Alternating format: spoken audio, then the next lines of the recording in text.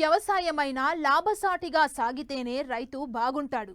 ఇటు ప్రజలు బాగుంటారు. అయితే మార్కెట్కు అనుగుణంగా పంటల ఎంపిక చేసుకొని శాస్త్రీయ పద్ధతులు పాటించి సాగు చేస్తేనే లాభాలు ఆర్జిస్తారు. ఇటీవల చాలా మంది రైతులు సంప్రదాయ పంటల స్థానంలో కొత్త కొత్త పంటల్ని సాగు చేస్తూ ముందుకు సాగుతున్నారు.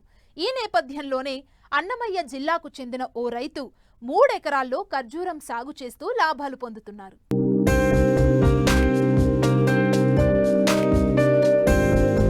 పండించే పంటలు రైతులకు లాభాలు తెచ్చిపెట్టాలి. తక్కువ పెట్టుబడి పెట్టి దీర్ఘకాలంగా ఎక్కువ లాభాలు పొందాలి. అప్పుడే వ్యవసాయం లాభసాటిగా మారుతుంది. రైతులు ఆర్థికంగా ఎదుగుతారు. ఈ సూత్రాన్నే కొందరు రైతులు పాటించి మంచి లాభాలను పొందుతున్నారు. అలా ఈ కోవలోకి వస్తారు అన్నమయ్య జిల్లా రాయచోటి మండలం కమ్మరిపల్లి గ్రామానికి చెందిన రైతు సురేందర్ రెడ్డి.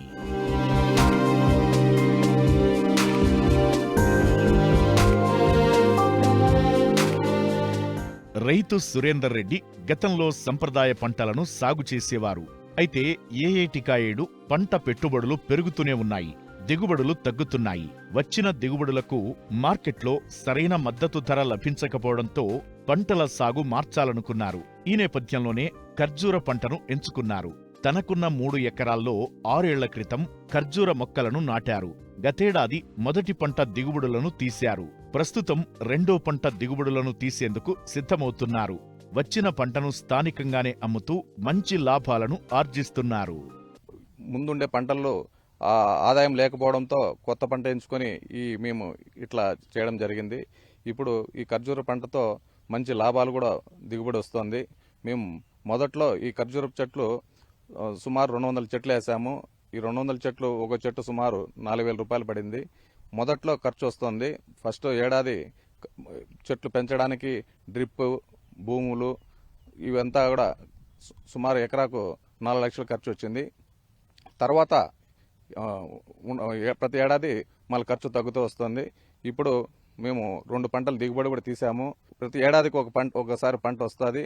ఈ పంట సుమారు 50 నుంచి 60 సంవత్సరాల వరకు ఒకసారి మొక్క నాటితే 50 నుంచి 60 సంవత్సరాల వరకు పంట ఆదాయం తీసుకోవచ్చు. ప్రభుత్వం మనకు ఇట్లాంటి పంటలకు ప్రోత్సహిస్తే మరింత రైతులు ఆదాయం వచ్చే సోర్సెస్ ఎక్కువగా ఉంటాయి.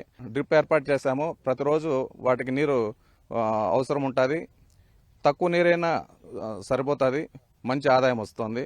ప్రస్తుతం యువ రైతులందరూ కూడా ఇలాంటి పంటలు పెట్టి మంచి దిగుబడి తెచ్చేదానికి ఆస్కారాలు ఉంటాయి. వీటిని కూడా చూసి దీనిపై అవగాహన పెంచుకొని ఇలాంటి పంటలు పండించుకోవడానికి ముందుకు రావాలని ఆశిస్తున్నాం.